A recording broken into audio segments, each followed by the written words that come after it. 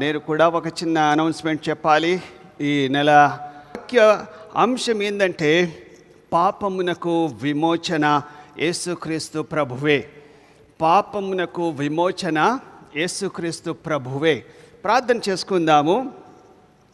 మమ్మల్ని మిక్కిలిగా ప్రేమించిన మా ప్రియ పరలోకపు రాజా, నీ పరిశుద్ధ నామమునకు వందనాలు, స్తోత్రములు.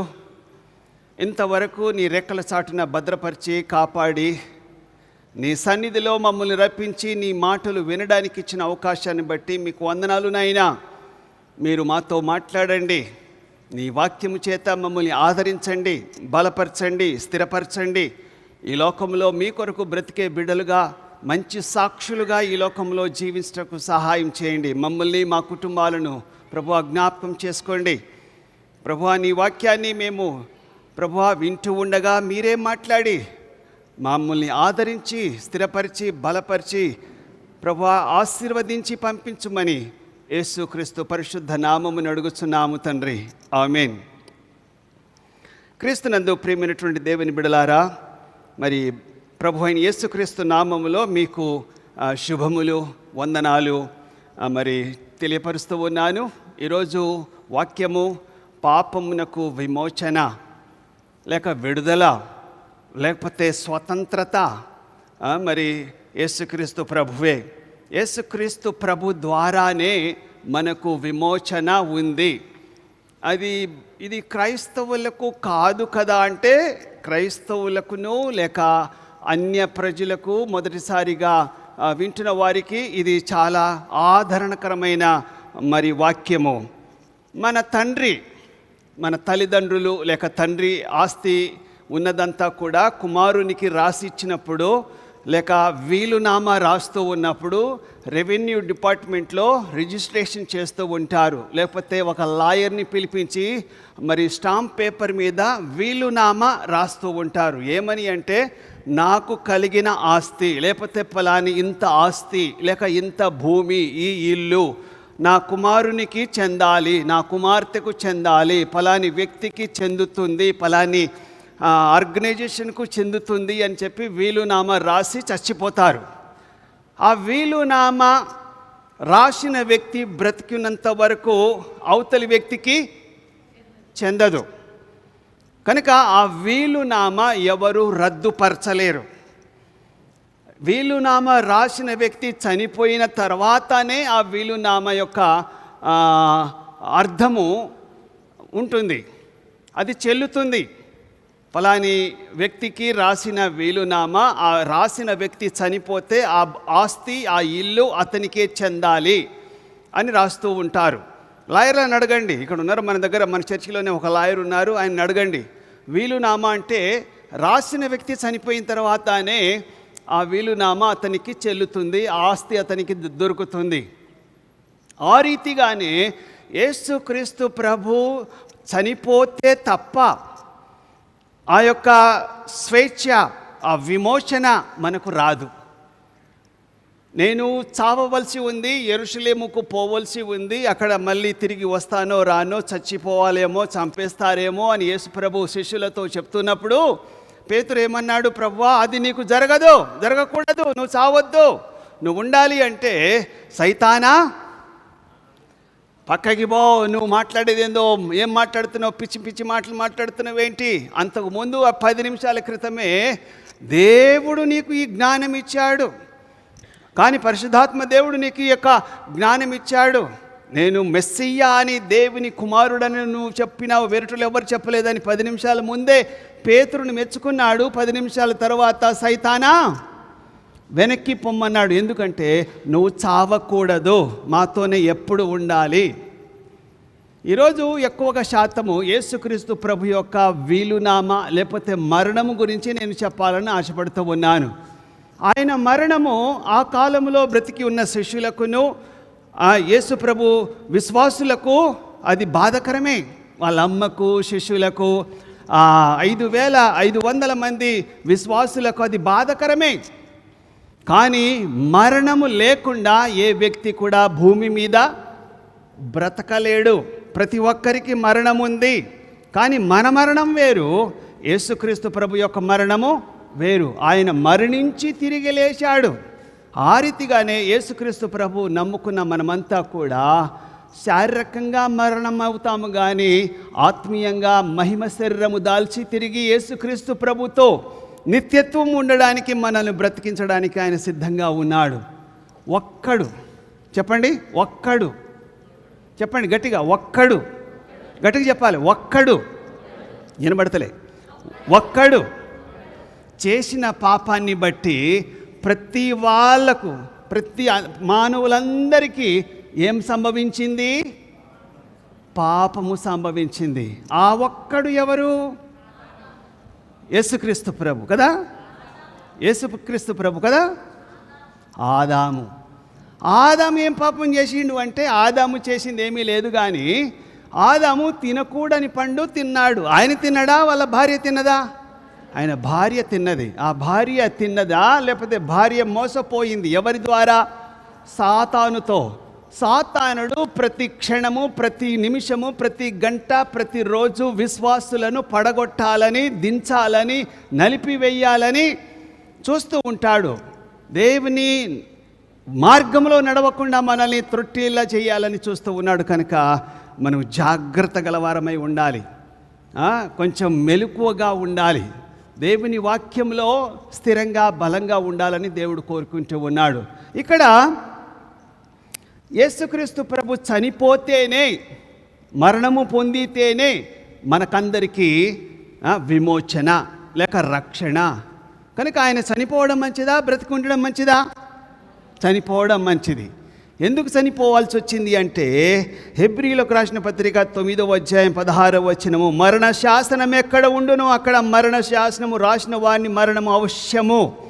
ఆ శాసనము రాసిన వాడు మరణం పొందితేనే అది చెల్లుతుంది.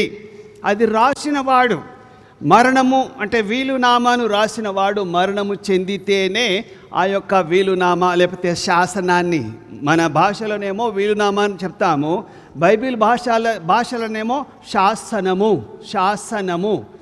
ఒక చట్టము. ఆ చట్టం ఏంటంటే, ఆ చట్టము ఎవరైతే రాశారో దానిని ఆయన అమలుపరచాలి. పరచలేకపోతే అతను చావాలి. కనుక యేసుక్రీస్తు ప్రభు చావడము మనకు అది ఒక మరి గొప్ప ఆశీర్వాదము. ఆ కాలంలో మనుషులు విమోచన పొందాలి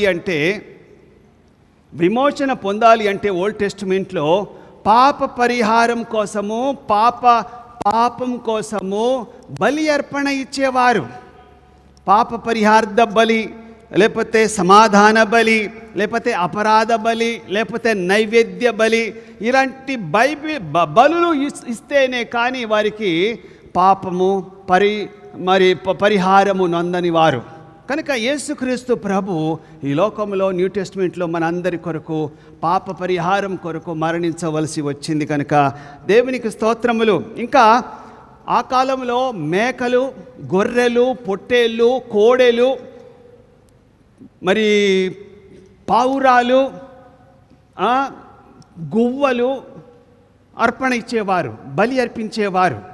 వాళ్ళ రక్తము ప్రత్యక్ష గుడారములో బలి అర్పించేవారు. అప్పుడు కానీ వారి పాపము క్షమించబడదు.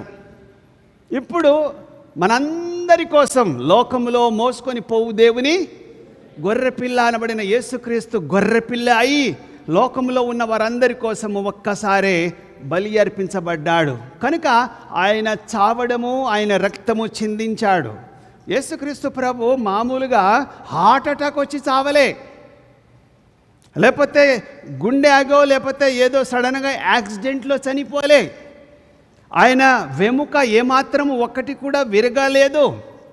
ఆయన నలుగుగొట్టబడెను, ఆయన మరి తృణీకరించబడ్డాడు, ఆయన హేళన చేయబడ్డాడు, పిడిగుద్దులతో గుద్దబడ్డాడు, ఉమ్మివేయబడ్డాడు, రకరకాలైన శ్రమలు అనుభవించి ఒక్క ఎముక కూడా విరగకుండా రక్తమంతా కార్చి, వింటున్నారా, ఆయన శరీరంలో ఒక్క చుక్క కూడా రక్తము లేకుండా రక్తమంతా కార్చి మనలను విమోచించడానికి ఆ రక్తం కార్చాడు.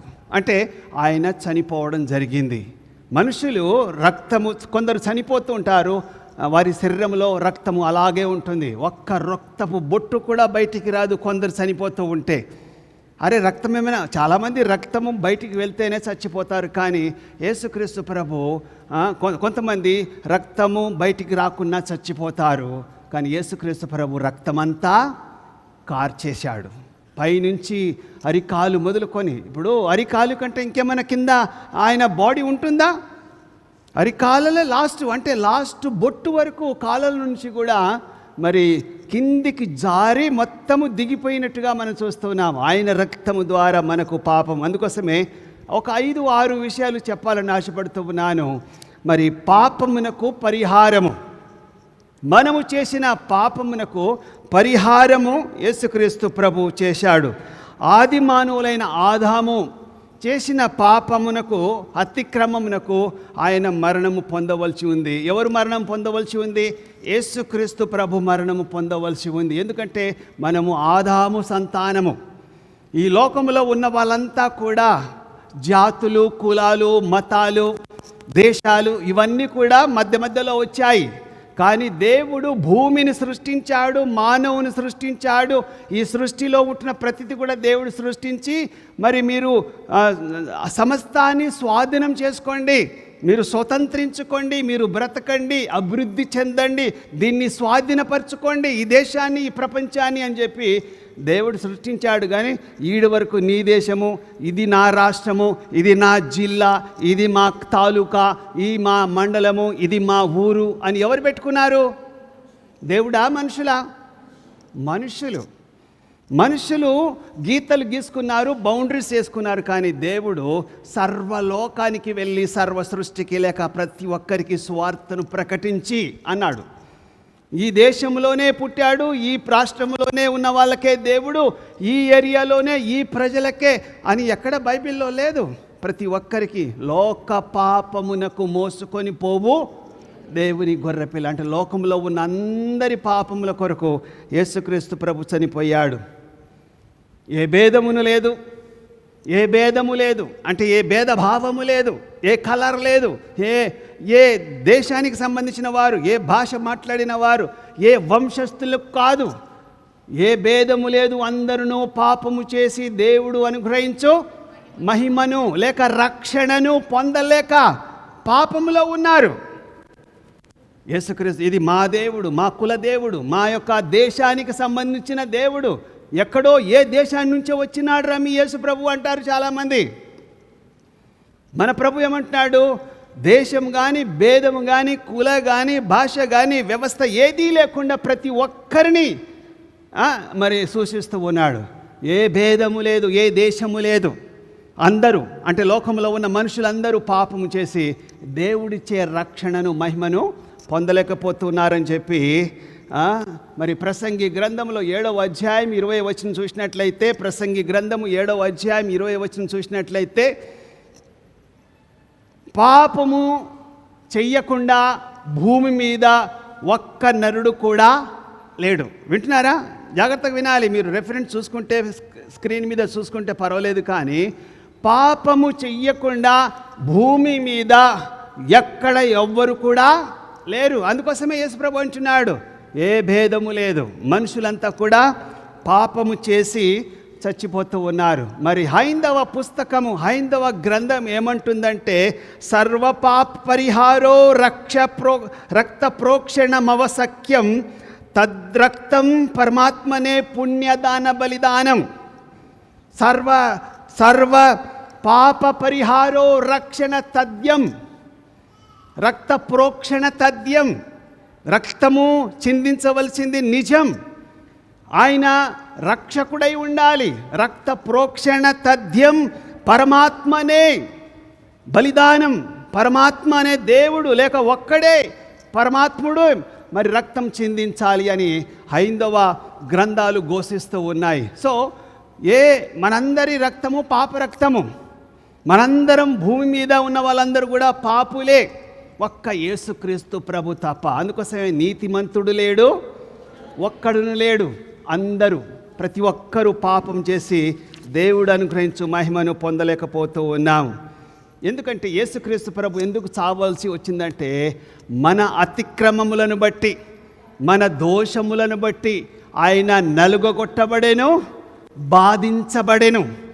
ఆయన మన దోషములను బట్టి, మన పాపములను బట్టి ఆయన గాయపరచబడ్డాడు. ఆయన చంపబడవలసి వచ్చింది. కనుక మొదటి పేతురు 1వ అధ్యాయము, మొదటి పేతురు 2వ అధ్యాయం 24 చూసినట్లయితే, మనము పాపముల విషయమై నీతి విషయమై జీవించినట్లు ఆయన తానే తన శరీరమందు మన పాపములను మ్రాను మీద మోసుకొనేను.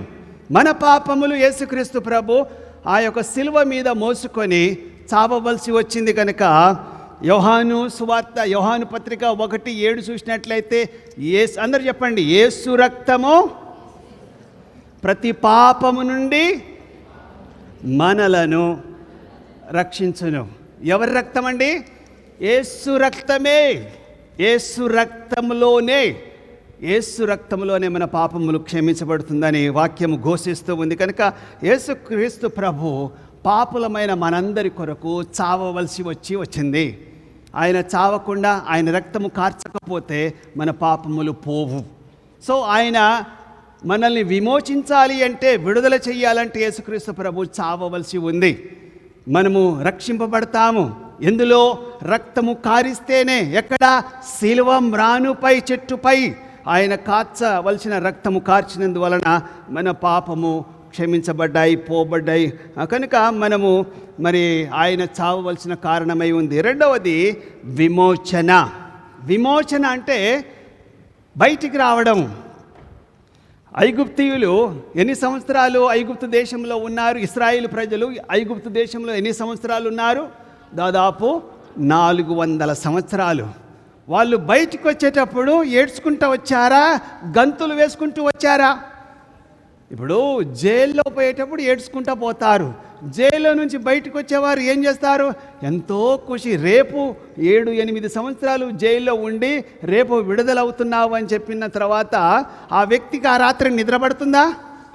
నేను అందరినీ కలవాలి, చాలామందిని నేను చూడలేదు, చాలా ఏరియాలో నేను తిరగాలి, కలవాలి అని చెప్పి ఉదయమే లేచి ఎంతో సంతోషంగా బయటికి వచ్చినట్టుగా, మనం పాపములో బానిసమై ఉంటున్నప్పుడు మనల్ని విమోచించడానికి యేసుక్రీస్తు ప్రభు బయటికి వచ్చినట్టుగా మనం చూస్తున్నాం. అంటే విడిపించుట. గలతీయులకు రాసిన పత్రిక 3వ అధ్యాయం 14వ వచనము, దేవుని కృపా మహేశ్వరమును బట్టి ఆ ప్రియుని యందు ఆయన రక్తము వలన మనకు విమోచన, అనగా మన అపరాధములను క్షమాపణ మనకు కలిగి ఉన్నది. ధర్మశాస్త్రము యొక్క శాపము నుండి విమోచించెను. ధర్మశాస్త్రము యొక్క శాపము నుండి, ధర్మశాస్త్రము యొక్క పనులు మనం చెయ్యలేకపోతూ ఉంటాము గనక, ధర్మశాస్త్రాన్ని మనం పాటించలేము గనక, ధర్మశాస్త్రాన్ని ఆయన నెరవేర్చి మనలను విమోచన చేసినట్టుగా మనం చూస్తూ ఉన్నాము. గ్రీకు భాషలో విమోచన లేకపోతే విడుదలకు ఏమంటారు అంటే అగారజో. అగారజో అంటే బానిసత్వంలో నుండి విడుదల చేయడం. ఒకసారి బానిసత్వంలో నుండి విడుదల చేయడం, దానిని ఇంకొకరు మార్కెట్లో ఆయనను అమ్మడానికి వీల్లేదు. మీకు అర్థం కాలేదు కదా? ఒకసారి ఒక వ్యక్తి బానిసగా అమ్మబడిన తర్వాత ఆయన బానిసగానే ఉండాలి. అయితే ఎక్స్ అగారోజో అంటే ఇంగ్లీష్లో, అది గ్రీకులో, అమ్మబడిన వ్యక్తిని ఇంకెవరు కూడా దానిని మార్కెట్లో అమ్మడానికి వీల్లేదు. మనం పాపులమే, మళ్ళీ మళ్ళీ పాపం చేసినా కూడా పాపులమే. మనల్ని విడుదల చేయడానికి ఎవరి వల్ల కాదు, ఎవరు మనలను కొనలేరు. కానీ లోట్రో, గ్రీకు భాషలో లోట్రో అంటే ఏంటంటే, మనల్ని ఎవ్వరు కూడా విడిపించలేనటువంటి బానిసత్వంలో ఉంటున్న మనలను విడిపించడానికి యేసుక్రీస్తు ప్రభు సంపూర్ణ విమోచన దేవుడు అనుగ్రహించాడు. చప్పట్లు కొట్టండి దేవునికి స్తోత్రములు. దేవుడు మనల్ని సంపూర్ణ విమోచన, బానిసత్వంలో ఉన్న మనలను లోట్రో అనబడిన గ్రీకు పదములో, అంటే మనల్ని విడుదల చేయడానికి ఆయన పేమెంట్ కట్టాలి. ఒక బానిసను, ఫర్ ఎగ్జాంపుల్, పౌలు ఫిలోమోనుకు ఒక లెటర్ రాస్తాడు. నీ దగ్గర బానిసగా ఉంటున్న ఒక వ్యక్తి ఎవరు? పౌలు ఫిలోమోనుకు ఒక లెటర్ రాస్తాడు. ఏమని లెటర్ రాస్తాడంటే, ఇదిగో ఈ వ్యక్తి ఒకప్పుడు నీ ఇంట్లో దొంగతనం చేసి నువ్వు బానిసగా ఉంటున్నా నీ ఇంట్లో నుంచి ఎక్కడెక్కడో తిరుక్కుంటూ ఆఖరికి జైల్లో వచ్చాడు. ఆ జైల్లో ఉన్న వ్యక్తికి నేను వాక్యం చెప్పాను. ఇప్పుడు నా కుమారుడుగా ఉన్నాడు, నాకు హెల్ప్ఫుల్గా ఉన్నాడు, ఇతను నేను పెట్టుకోవచ్చు, కానీ ఇతను నీ బానిస కనుక నీ దగ్గరికి నేను పంపిస్తాను. ఇప్పుడు నువ్వు ఇతను ఏం చేయాలి? బానిసగా నువ్వు చూడొద్దు. ఎవరినా? తిమోతియా? తీతు కాదు, తిమోతి కాదు. చూడండి, ఫిలోమోను అయ్యా, ఒనేసిము. రైట్, ఫిలోమోను దొరికింది. ఒనేసిము అనే ఖైదీని విడుదల చేయడానికి గవర్నమెంట్ ఒప్పుకుంది. రోమా గవర్నమెంట్ అతన్ని విడుదల చేసింది. విడుదల చేసిన తర్వాత పౌలు లోపట్నే ఉన్నాడు. కానీ ఈ ఫిలోమోనుకు ఈ ఒనేసిము దొంగ, బానిస అని నువ్వు ఇప్పటి నుంచి ట్రీట్ చేయకూడదు. ఇతడు విడుదలైపోయాడు, గవర్నమెంట్ ఇతని మెప్పించినా కూడా నువ్వు మళ్ళీ అతని బానిసగా ఉంచుకోవచ్చు. కానీ ఇప్పుడు నువ్వు ధర్మశాస్త్ర ప్రకారంగా చూడొద్దు, కృపకాలంలో ఉంటున్నాడు గనక కృపను చూపించు. ఇతను విడుదలైపోయాడు, ఇప్పుడు మారిపోయాడు, పాత దొంగ కాదు, ఇతను మంచి భక్తుడు, నీకు ప్రయోజకుడుగానుంటాడు. నీ కొడుకులాగా ట్రీట్ చెయ్యి, నన్ను ట్రీట్ చేసినట్టు ఇతన్ని ట్రీట్ చెయ్యి, ఇతనికి విమోచన కలిగించు. ఎవరి రక్తంలో కడగబడ్డాడు? యేసుక్రీస్తు రక్తంలో కడగబడ్డాడు. పశ్చాత్తాపం పొంది విరిగి నలిగిన హృదయంతో యేసుక్రీస్తును అడిగినట్లయితే మనం ఎవరి రక్తంలో కడగబడినట్టు? యేసుక్రీస్తు ప్రభు రక్తంలో కడగబడినట్టు. కనుక ఇతన్ని మరి నువ్వు చేర్చుకో. శిలువ రక్తంలో కడగబడ్డాం, మనమంతా కూడా శిలువ రక్తంలో కడగబడ్డాం. నువ్వు పాపి అని ఏ ఒక్కరు కూడా చెప్పడానికి వీల్లేదు, నువ్వు జడ్జిమెంట్ ఇవ్వడానికి వీల్లేదు. ఎంత ఘోర పాపినైనా కూడా మనము నువ్వు పాపి అని చెప్పడానికి వీల్లేదు. ఏమో ఒక వారం తర్వాతనో, నెల తర్వాతనో, లేకపోతే అప్పుడోనో తర్వాతనో ఆ వ్యక్తి మారు మనసు పొందొచ్చు. యేసు ప్రభు శిష్యులు సౌలు అనబడిన పౌలును నమ్మారా? ప్రభు సేవకుడని సువార్త ప్రకటన చేస్తుంటే వాళ్ళెవరు కూడా నమ్మలేదు. గమాలియేలు కూడా, ఇంకొక వ్యక్తి, ఆయన గురువు బాప్తిసం ఇచ్చిన వ్యక్తి కూడా నమ్మలేదు. ఎందుకు నమ్మలేదంటే, ప్రభువా వాడు మంచోడు కాదు, వాడు చెడ్డోడు, పాపి, చాలామందిని చంపించిండు, అతని కోసం నేను ప్రార్థన చేయాలా? తర్వాత చెప్తాను. మనం ఎవరి కోసం ప్రార్థన చేయాలో తెలుసా? మన కోసం ప్రార్థన చేయడం కాదు, మన కుటుంబం కోసం ప్రార్థన చేయడం అది మామూలే, పెద్ద సమస్య ఏం లేదు. నీ ఆరోగ్యం కోసం, నీ యొక్క ఫైనాన్షియల్ ప్రాబ్లం కోసం ప్రార్థన చేయడంలో ప్రత్యేకత ఏమీ లేదు. యేసు ప్రభు నేర్పిన ప్రథమమైన ప్రార్థన ఏంటంటే, నిన్ను వలె నీ పొరుగువారిని ప్రేమించు. అంటే నీ పొరుగువారు ఎవరు ప్రభువా? లోకంలో ఉన్నవారు. నీ శత్రువులను నువ్వు ప్రేమించు, నీ శత్రువులకు నువ్వు భోజనము పెట్టు. నీ శత్రువులు నువ్వు ప్రార్థన చేస్తే ఏమని ప్రార్థన చేయాలి? కాళ్ళు చేతులు విరగాలనో, వాడు చావాలనో నువ్వు ప్రార్థన చేయకూడదు. వాడు బాగుపడాలి ప్రభువా, వాడు మంచిగా ఉండాలి, ఆయురారోగ్యంతో పిల్ల పాపలతో సుఖంగా ఉండాలి, ప్రమోషన్ దొరకాలి, ఉద్యోగం దొరకాలి. ఇది లోకంలో ఎవరు చెప్పరండి, మన ప్రభు తప్ప. మనము శత్రువులను ప్రేమించాలని తర్వాత ఉంది, నేను చెప్పడం ఇప్పుడే. కానీ శత్రువులను ప్రేమించాలి అంటే మనము దేవునికి ఇష్టలుగా ఆయన రక్తంలో ఉన్న పాపం కడగబడాలని నమ్మాలి. మనం నమ్మడమే కాదు, ఇతరులను కూడా మనం నమ్మం. ఇతరులను కూడా మనం జడ్జి చేసే స్థాయిలో ఉంటూ ఉంటాం. కనుక ప్రియమైనటువంటి దేవుని బిడ్డలారా, మనము మన పాపము నుండి విడుదల చేయడానికి యేసుక్రీస్తు ప్రభు యొక్క రక్తము చాలా ప్రాముఖ్యం. నంబర్ 3 ఏంటంటే సమాధానము. ఆదాము హవ్వల మధ్య సమాధానంగా ఉండే చిచ్చు పెట్టినోడు ఒకడున్నాడు. చిచ్చు పెట్టినోడు ఒకడు వచ్చాడు, చిచ్చు పెట్టాడు. ఓ పిచ్చిదానా, నువ్వు దేవతవైతవే, నువ్వు దేవత అవుతావు, ఆ పండు తిను, చావనే చావవు. దేవుని మాట వినాలా, నీ మాట వినాలా? దేవుని మాట ఏం వింటావు? దేవుడు స్వార్థపరుడు తెలుసా? అరే నువ్వు పెద్దదాని అయిపోతుంటే, నువ్వు దేవత అయిపోతే ఆయనకు ఈర్ష్య మంట అని చెప్పి నూరిపోశాడు సైతానుడు. మనకు కూడా మనము దేవుని మాటలు వినకుండా దయ్యాల మాట, మనుషుల మాట వింటూ ఉంటాం. మనుషులను నమ్మమన్నాడా, నమ్మొద్దన్నాడా? నమ్మొద్దన్నాడు. అంటే నమ్మడం మంచిదే, కానీ ఆయన కంటే, మనిషి కంటే, భర్త కంటే, భార్య కంటే, కొడుకు కంటే, మన స్నేహితుల కంటే, మన ఇరుగు పొరుగు వాళ్ళందరికంటే ఎవరిని నమ్మాలి? దేవుని నమ్మాలి, దేవుని నమ్మాలి. అందుకోసమే పేతురు యోహానును సన్హెద్రిన్ సభలో తీసుకొచ్చినప్పుడు, వింటున్నారా? పేతురును యోహాను క్యాబినెట్ సభలో తీసుకొచ్చినప్పుడు 140 మంది పెద్ద పెద్ద నాయకులు, మహా పండితుల మధ్య వీళ్ళని నిలబెట్టినప్పుడు, రేయ్ ఇక మీదట మీరు పాపం చెయ్యొద్దు, యేసుక్రీస్తు ప్రభు యొక్క వాక్యము చెప్పొద్దు అని ఖండితముగా ఆ పెద్ద పెద్ద పండితులు, యాజకులు, మేధావులు, శాస్త్రులు వీళ్ళిద్దరికి చెప్తుంటే, ఏ ఇద్దరికి? పేతురుకు యోహానుకు గట్టిగా వార్నింగ్ ఇస్తుంటే, పేతురు యోహాను ఏమన్నాడు తెలుసా? పేతురు ఏమన్నాడు తెలుసా? అయ్యలారా మీ మాట వినటం మంచిదా, దేవుని మాట వినటం మంచిదా? మా దేవుడు సర్వలోకానికి వెళ్ళి సువార్త ప్రకటించమన్నాడు. మీరు గొప్పవారే, పండితులే, మేధావులే, శాస్త్రులే, కానీ మీకంటే పెద్దోడు ఆయన. మేము ఆయన మాట వింటాము కానీ మీ మాట వినం. కనుక మేము నోరు మూసుకొని ఉండము. బ్రతికున్నంత కాలం, బొందిలో ప్రాణం ఉన్నంత కాలము మేము సువార్తను ప్రకటిస్తూనే ఉంటామని చెప్పి కరాఖండిగా క్యాబినెట్ మీటింగ్లో వాళ్ళిద్దరు చెప్పారు. మనం ఎవరి మాట వినాలి? ఈ ఆదాము హవ్వలు, లేక హవ్వ ఈ స్త్రీ ఎవరి మాట విన్నది? సాతాను మాట విని. కనుక మనకు మనుషుల మాట వింటూ ఉంటే, సైతాను మాట వింటూ ఉంటే, మనం పాపములో పడిపోవడానికి ఎదగకుండా, ఆత్మీయంగా ఎదగకుండా మనల్ని తొక్కిపారేస్తూ ఉంటారు. కనుక మొదటిగా దేవునితో మనం సమాధాన పడాలి. ఎవరితో?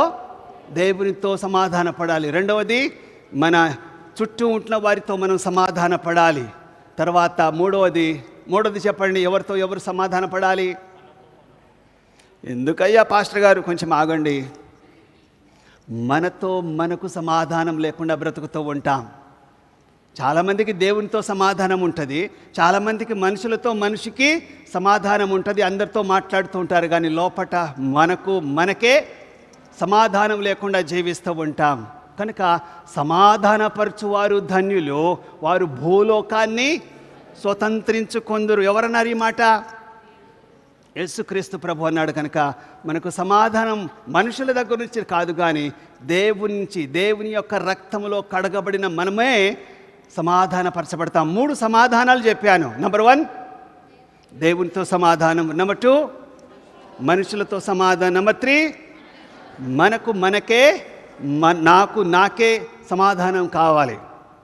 చాలామంది అలా సమాధానం లేకుండా పిచ్చోలై తిరుగుతూ ఉన్నవారు చాలామంది ఉన్నారు. కొలసీలకు రాసిన పత్రిక 1వ అధ్యాయము 19, 20, 21, 22లో చూసినట్లయితే, ఆయన యందు సర్వసంపూర్ణత నివసింపవలననియు, ఆయన శిలువ రక్తము చేత సంధి చేసి ఆయన ద్వారా సమస్తమును, అవి భూలోకమందువైనను పరలోకమందువైనను, వాటినన్నిటినీ ఆయన ద్వారా తనకు సమాధానపరుచుకొనవలనని తండ్రి అభిష్టమాయను. మరియు గతకాలం మందు దేవునికి దూరస్థులమును, మీ దుష్క్రియల వలన మీ మనసులో విరోధభావము గలవారునై ఉండిన మిమ్మునితో కూడా తన సన్నిధిని పరిశుద్ధులుగాను, నిర్దోషులుగాను, నిరపరాధులుగాను నిలువబెట్టుటకు ఆయన మాంసయుక్తమైన దేహమందు మరణము వలన ఇప్పుడు మిమ్మును సమాధానపరచెను. మాంసయుక్తమైన దేహముతో మరణమైనందువలన నీకు, నాకు, మనకు అందరికీ సమాధానం దొరికింది. కనుక ఆయన మరణము చాలా విలువైనది.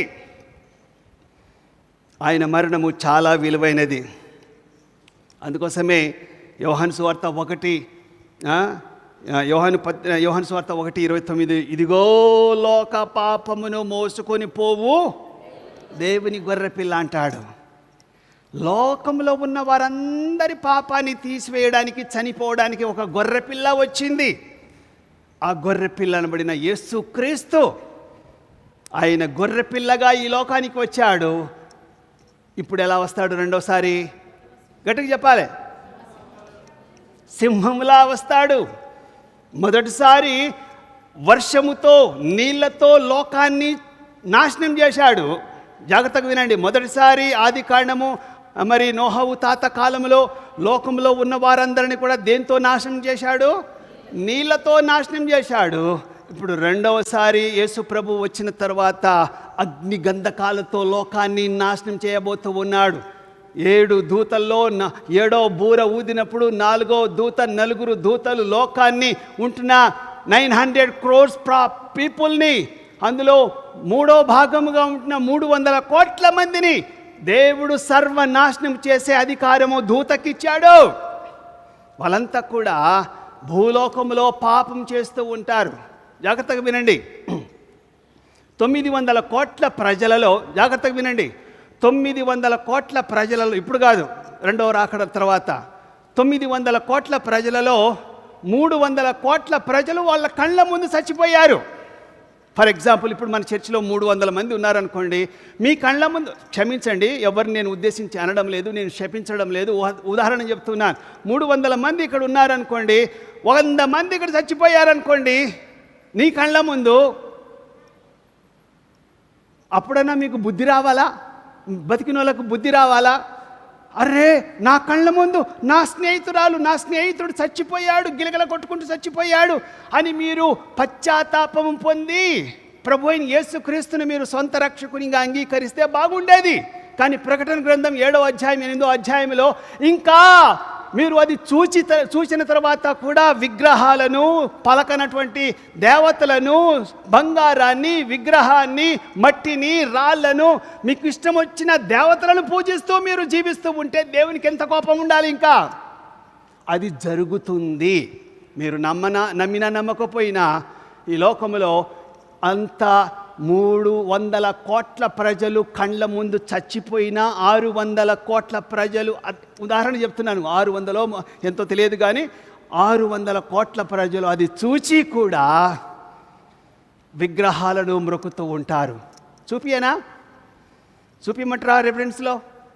టైం లేదు, నా టాపిక్ అది కాదు. అంటే మనం కళ్ళతో చూసినా, చెవులతో విన్నా, తాకినా కూడా మనం హృదయం మాత్రము మారదు. మనం మారం. అలాంటి భ్రష్ట చెప్పండి, అలాంటి భ్రష్ట హృదయం ఎవరిచ్చారు మనకు? సాతానుడిచ్చాడు. భ్రష్ట హృదయం మనకు, కఠినాత్ములు. ఇంకో మన భాషలో చెప్పాలంటే వాత వేయబడిన దేహము, వాత వేయబడిన మనస్సు. ఎంత చెప్పినా వినం మనం కొందరు మారం. 100 ప్రసంగాలు చెప్పు, 10,000 ప్రసంగాలు చెప్పు. 1 కొరింథీయులకు రాసిన పత్రిక 7వ అధ్యాయం 9వ వచనంలో ఎక్కడో ఉంది, 10,000 ప్రసంగాలు మనం విన్నా కూడా, ఎన్ని వేలు? 10,000 మంది ప్రసంగాలు మనం విన్నా కూడా ఏ బదలాతా నై, ఏ చేంజ్ హోతా నై. ఐసీ రేతా 20 ఏళ్ళు 50 ఏళ్ళు మీరు గుడికి వచ్చినా, ప్రార్థన చేసినా కూడా కొన్నిసార్లు మనము చేద్దాం పడరా, వాడిని నాశనం చేద్దాం పదరా అంటాం మనం. ఏం మనుషులమండి? అదే యేసు ప్రభు అంటూ ఉన్నాడు, 300 కోట్ల మనుషులు కళ్ళెదురుగా చచ్చిపోయినా అయ్యో ప్రభు క్షమించు అని గడగడం అనుకుంటూ పశ్చాత్తాపం పొందినవాడు ఒక్కడు లేడట. అలాంటి మనుషులు, అందుకోసం నేను మొన్న ఒకసారి చెప్పిన, మనుషులంత చెడ్డోళ్ళు ఈ సృష్టిలో, ఈ ప్రాణిలో ఎవ్వరు లేరు. మనిషి ఉన్నంత మంచోడు ఈ సృష్టిలో ఇంకెవ్వరు లేరు. కానీ ఆ మంచోళ్ళు ఎంతమంది? ఎగ్జాంపుల్, అయ్యా సదోమ గొమొర్రా పట్టణంలో 10 మంది, ముందు 50 అనాలే, 10 మంది ఉంటేనైనా క్షమిస్తావా అంటే పట్టణంలో ఎంతమంది ఉంటారని? లక్షల మంది ఉంటారు. లక్షల మందిలో 10 మంది లేరు. 10 మంది లేరు నీతిమంతులు, దేవుని భక్తులు. కనుక దేవుడు ఆయన కోపము నిమిషముండును, ఆయన దయ శాశ్వత కాలముండును. ఆ నిమిషం చాలు భూలోకాన్ని మటాష్ చేయడానికి, లేపేస్తాడు దేవుడు. ఆయన ఎంత కరుణామయుడో, ఆయన జాలి, ఆయన దయ. నీ జాలికి హద్దులు లేవు, నీ ప్రేమకు కొలతలు లేవు. అవి ప్రతిదినము క్రొత్తగానే ఉండును, అవి ప్రతిదినము క్రొత్తగానే ఉండును. జాలిగల దైవమా యేసయ్యా, మనసారా స్తుతి. జాలిగల దైవమా యేసయ్యా, మనసారా స్తుతింతును స్తోత్రిను. నీవే దేవుడవు, సర్వశక్తుడవు, నీవే దేవుడవు, సర్వశక్తుడవు. నీ జాలికి హద్దులు లేవు, నీ ప్రేమకు కొలతలు లేవు. అవి ప్రతిదినము క్రొత్తగానే ఉండును, అవి ప్రతిదినము క్రొత్తగానే ఉండును. చూశారా, దేవుడు ఎంత ప్రేమ గలవాడు. దీర్ఘశాంతముతో ఆయన చేతులు చాచి ఆహ్వానిస్తూ ఉన్నాడు. కానీ లోకంలో ఉన్న వారు ఇంకా మారడం లేదు. అందుకోసమే 4వ మాట ఏంటంటే, నీ శత్రువులను మిత్రులుగా మార్చాలి. 4వ మాట, నీ శత్రువులను మిత్రులుగా మార్చాలి. మరి మార్చబడుట, యేసు మరణం ద్వారా ఆయన శత్రువులను మిత్రులుగా చేశాడు. లూకాసు వార్త 23వ అధ్యాయంలో 2 గవర్నర్లు, చెప్పండి, 2 గవర్నర్లు, హేరోదు గవర్నరు, పిలాతు గవర్నర్, వీళ్ళిద్దరికీ మాటలు లేవు. ఈయన రాజ్యం వేరు, ఈయన రాజ్యం వేరు. యేసు ప్రభును ఇక్కడి నుంచి ఇక్కడ, ఇక్కడి నుంచి ఇక్కడ, ఇక్కడి నుంచి ఇక్కడ, ఇక్కడి నుంచి ఇక్కడ 4 సార్లు తిప్పిర్రు. ఎవరెవరు? హేరోదు, పిలాతు. కానీ అతన్ని మరణం చేయాలి, చంపేయాలని చెప్పి ఈ యూదా మతస్థులంతా కూడా గగ్గోలు అయి కేకలు పెడుతూ ఉంటే ఆఖరికి వీళ్ళిద్దరికి సమాధానపరచబడింది. ఎవరి ద్వారా? ఎవరి మరణం ద్వారా? మీకు అర్థమవుతుందా నేను చెప్పేది? యేసుక్రీస్తు ప్రభు యొక్క మరణం ద్వారా హేరోదు గవర్నర్కును పిలాతు గవర్నర్కు ఏమైంది? ఫ్రెండ్స్ అయ్యారు. వాళ్ళిద్దరు ఫ్రెండ్స్ అయ్యారు. ఓకే, నా శత్రువా, నిన్ను చంపాలనుకున్నాను, నీ రాజ్యాన్ని నాశనం చేయాలనుకున్నాను, కానీ ఈ వ్యక్తి ద్వారా మనిద్దరం ఇప్పుడు ఫ్రెండ్స్ అయిపోయాము. ఏ వ్యక్తి? యేసుక్రీస్తు ప్రభు ద్వారా. సో క్రీస్తు మరణము ద్వారా మనమంతా కూడా మిత్రులం. ఇప్పుడు మన శత్రువులు ఎవరు లేరు మనకు ఈ లోకంలో. ఈ లోకంలో నీకు నాకు శత్రువులు ఎవ్వరు లేరు. ఎవరిని మీద మనం పగపట్టొద్దు, ఎవరికి కీడు చెయ్యొద్దు, ఎవరి మీద మనము మరి నిందలు మోపొద్దు. మత్తయి సువార్త 5వ అధ్యాయం 44వ వచనము. మత్తయి సువార్త 5:44, నేను మీతో చెప్పునదేమనగా, మీరు పరలోకమందున మీ తండ్రికి కుమారులయుండునట్లు మీ శత్రువులను ప్రేమించుడి, మిమ్మల్ని హింసించు వారి కొరకు, అబ్బాబాబా, మిమ్మల్ని హింసిస్తున్న వారి కొరకు, మీ మీద అబద్ధముగా చెడ్డ మాటలు పలుకున్నప్పుడల్లా మీరు వారి కోసం ప్రార్థన చేయండి. మీరు దేవుని బిడలవ్వాలనుకుంటే, దేవుని కుమారులు కుమార్తెలు కావాలి అంటే, మిమ్మల్ని ఎవరైతే హింసిస్తున్నారో, ఎవరైతే మీ మీద ఎక్కువగా చాడీలు చెప్పి కీడు చేయాలనుకుంటున్నారో వారి కొరకు ఏం చేయాలి? మీరు ఏమని ప్రార్థన చేయాలి? వాని చెయ్యి పడిపోను, కాళ్ళు చేతులు పడిపోను, యాక్సిడెంట్లా చావా, లేకపోతే ఎయిడ్స్ రోగం రావా, లేకపోతే ఇంకా ఇలాంటి శాపనాలు పెట్టమన్నాడా? అతను దీవించబడాలి ప్రభువా, పిల్ల పాపలతో అభివృద్ధి పరచబడాలి, ఆయనకు ఉద్యోగం రావాలి, ప్రమోషన్ రావాలి, ఆయన మంచి ఇల్లు కొనుక్కోవాలి, మంచి వాహనం కొనుక్కోవాలి, అతను చల్లగా మంచిగా ఉండాలని ప్రార్థన చేస్తేనే మనం ఎవరి బిడలమో? దేవుని బిడలం. చేస్తామా? చెయ్యం. ప్రాణం ఆ డబ్ల్యూడబ్ల్యూలో అంటాడు అన్నట్టు,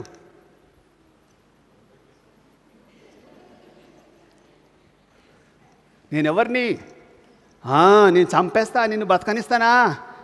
ఇది మనం డబ్ల్యూడబ్ల్యూఈలో చూస్తూ ఉంటాం. చంపాలి, కొట్టాలి, నరకాలి, కర్రతో కాదు, పెద్ద బండరాయి తీసుకొచ్చి వారి నెత్తి మీద పడేయాలి.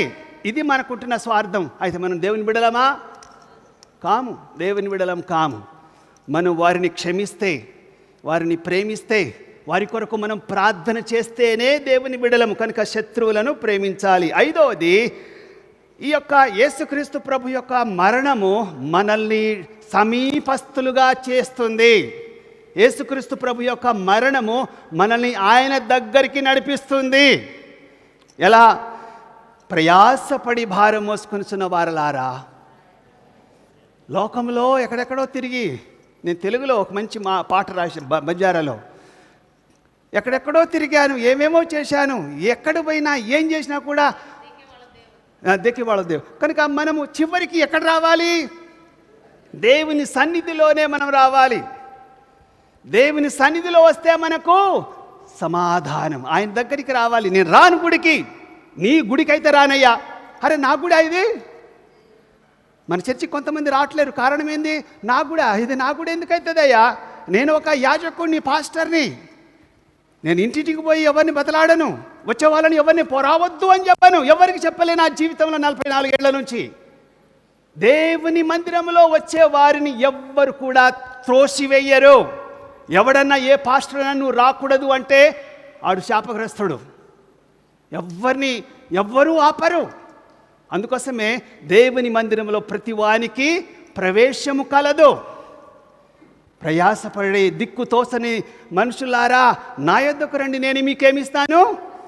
సమాధానం ఇస్తాను, శాంతినిస్తాను అని యేసుక్రీస్తు ప్రభు యెహోవా దేవుడు యెషయా గ్రంథము తీయండి అందరూ, 65:2 అందరు చదవాలి.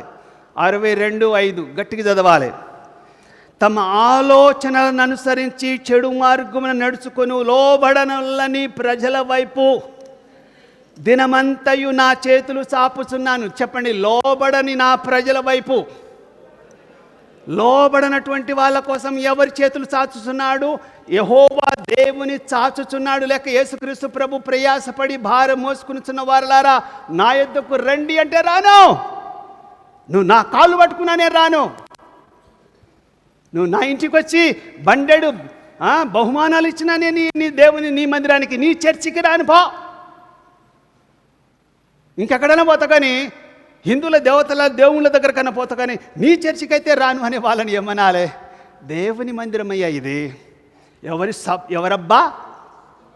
ఎవరబ్బా ఏమంటారు? సొత్తు కాదు. దేవుని మందిరంలో అందరికీ ఆహ్వానం ఉంది. కనుక దేవుడు పిలుస్తూ ఉన్నాడు, మనం రాకుండా దూరంగా ఉంటూ ఉన్నాము.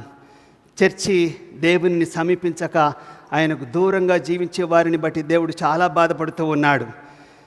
యేసుక్రీస్తు ప్రభు మరణించినందువలన ఆయన మరణము మనకు సమీపస్తులుగా చేస్తూ ఉంది. ఎఫెసీయులకు రాసిన పత్రిక 3:12, 13, 14 చూసినట్లయితే, ఇశ్రాయేలుతో సహా పౌరులు కాక పరదేశులు, వాగ్దాన నిబంధనలు లేని పరజనులను, నిరీక్షణ లేని వారును, లోకమందు దేవుడు లేని వారు అయి ఉండి క్రీస్తుకు దూరమై ఉంటిరని మీరు జ్ఞాపకం చేసుకొనుడి. అయినను మునుపు దురస్తులైన మీరు ఇప్పుడు క్రీస్తు యేసునందు క్రీస్తు రక్తము వలన మనము సమీపస్తులమై ఉన్నాము. ఈ మాట లోకంలో అన్యజనులకందరికీ. ఒకప్పుడు మనం దూరంగా ఉన్నాం, ఒకప్పుడు దేవుని మందిరానికో రాలేము. కానీ యేసు ప్రభు యొక్క రక్తము ద్వారా మనము సమీపస్తులమై ఆయన సన్నిధికి వస్తూ ఉన్నాం. ఒకప్పుడు సున్నతి లేని వారమై ఉన్నాం, ఒకప్పుడు పరదేశులై ఉంటున్నాం, ఒకప్పుడు వాగ్దానము లేనటువంటి దేశంలో ఉన్నాము, ఒకప్పుడు దేవునికి నిరీక్షణ లేనటువంటి, విశ్వాసము లేనటువంటి ప్రజలుగా జీవిస్తున్నాము. కానీ ఇప్పుడు యేసుక్రీస్తు యొక్క మరణము ద్వారా, రక్తము ద్వారా మనమంతా కూడా సమీపస్తులమై ఉన్నాం. ఆయన దగ్గర రావాలి. ఆయన దగ్గర వచ్చినప్పుడు ఆయన మనకు సమాధానం ఇస్తాడు, విజయాన్ని ఇస్తూ ఉంటాడు. కనుక ఆయన దగ్గర వచ్చిన వాళ్ళందరినీ బైబిల్ ఏ భాష అంటుంది చెప్పాలి? ఆయన దగ్గరకు వచ్చే వారిని, రక్షింపబడిన వారిని బైబిల్ భాష ఏంటి? కాదు, విశ్వాసులే. కానీ ఇంకొక ముఖ్యమైన మాట, విశ్వాసులలో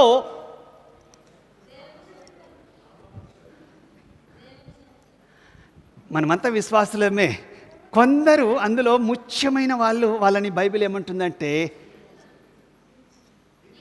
గట్టిగా చెప్పు, నీతిమంతులు. మనం 6వ పాయింట్ ఏంటంటే నీతిమంతులనుగా చేయవాళ్ళం. నీతిమంతులు ఏం చేస్తారు? దేవుని మందిరంలో వస్తారు, ధైర్యంగా ఉంటారు. నేను దేవుని బిడ్డను, దేవుని బిడ్డను. విశ్వాసము వేరు, నీతిమంతులు వేరు. క్రియలు లేని విశ్వాసము మృతం. విశ్వాసులు అందరూ ఉంటారు, కానీ ఏముండవు వాళ్ళలో? క్రియలు లేవు. క్రియలు కలిగిన వారిలో ఏముంటుంది?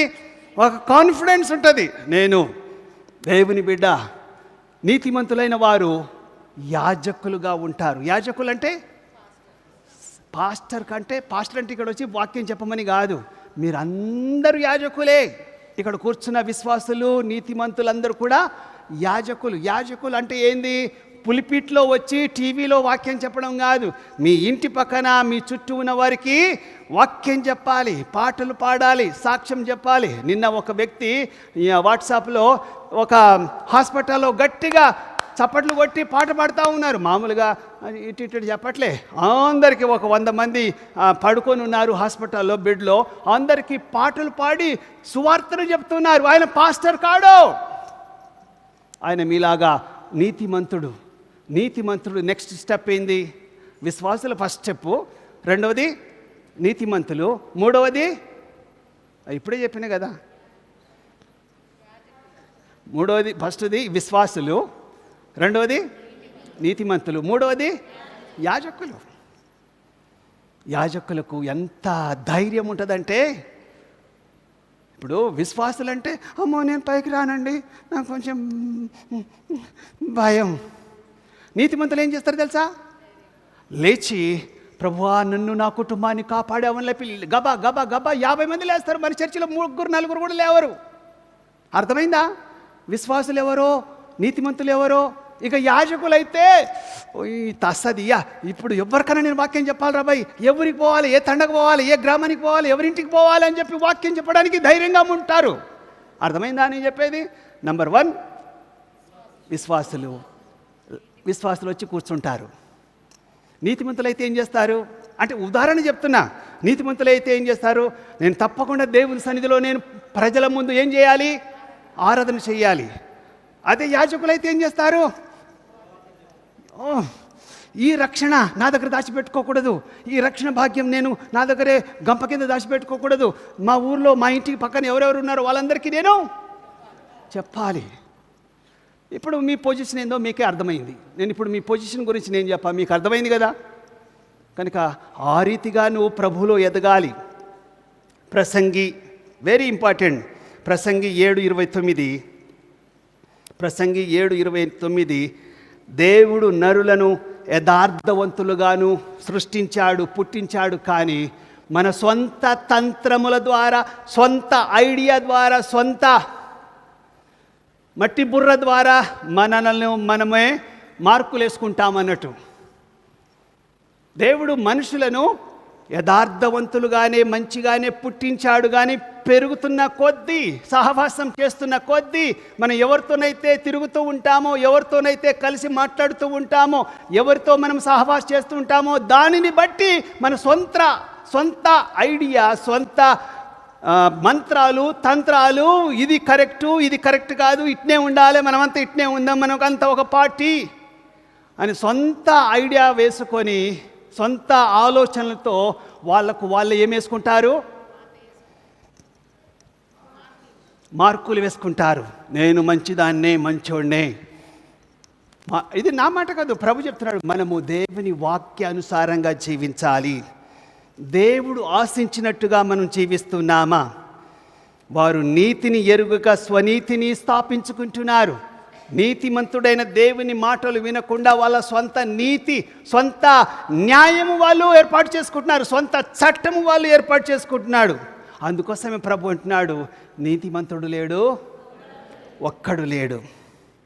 యేసుక్రీస్తు రక్తము ద్వారా, ఆయన చిందించిన ఆ యొక్క రక్తము ద్వారా మనందరి పాపము క్షమించబడుతుంది. కనుక ఇప్పుడు యాజకులు ఏం చేస్తారంటే, 3 రకాలైన యాజకుల పని ఏంటంటే, దేవుని సన్నిధిలో ప్రవేశిస్తారు. ప్రజలంతా కూడా దేవుని మందిరములో ప్రవేశిస్తారు. యాజకుడు పరిశుద్ధ స్థలములో ప్రవేశిస్తాడు. ప్రధాన యాజకుడు అతి పరిశుద్ధ స్థలంలో ప్రవేశిస్తాడు. ఇప్పుడు నువ్వు విశ్వాసివా, నీతిమంతుడివా, యాజకునివా? యాజకునికి ఉంటున్నంత కెపాసిటీ, ఆ యొక్క దమ్ము నీకుందా? మనల్ని మనం పరీక్షించుకోవాలి. బైబిల్లో ఉంది కదా, ప్రజలంతా కూడా ఎక్కడికి వస్తారట? దేవుని మందిరంలో వస్తారు. నీతిమంతులు లేచి ధైర్యంగా ఆరాధన చేస్తారు, పాటలు పాడుతారు. నేను దేవుని నీతిమంతుల గుంపులో ఉన్నానని చెప్పి దేవుని స్తుతిస్తూ ఉంటారు.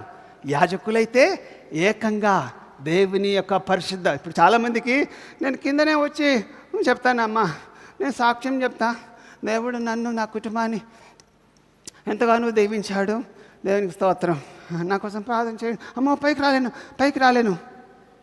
ఎందుకు పైకి రాలేవు? భయం. ఇక్కడొచ్చి బైబిల్ చదవండి, ప్రార్థన చెయ్యండి, సంఘాన్ని నడిపించండి అని నేను అంటూ ఉంటాను. మనం యాజకత్వములో ఎదగలేదు, యాజకత్వం యొక్క పనులు మనం చేయలేకపోతున్నాము అంటే మనలో ఏముంది? లోపట ఒక భయం ఉంది. ఆ స్థాయి నాది కాదు, అది ఆయనదే. మన చర్చిలో ఇక్కడ ఎవ్వరు రాకూడదు అని ఏం లేదు, ఎవరన్నా రావచ్చు. ఇక్కడ వచ్చి బైబిల్ పెట్టి నేను పాట పాడేటప్పుడు దేవమాతకును ఆమె పుష్పకు కూడా చెప్తుంటారు, అమ్మ ఇక్కడ కూర్చొని ధైర్యంగా పాటలు పాడు అంటే వాళ్ళు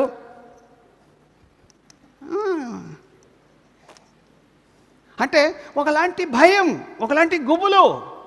కొయర్ వాళ్ళు కూడా ముందు ఇక్కడ వచ్చి పాడండి అంటే, సార్ రమ్మంటారా సార్, అమ్మ ఇక్కడ అని అటు మూలకుంటారు.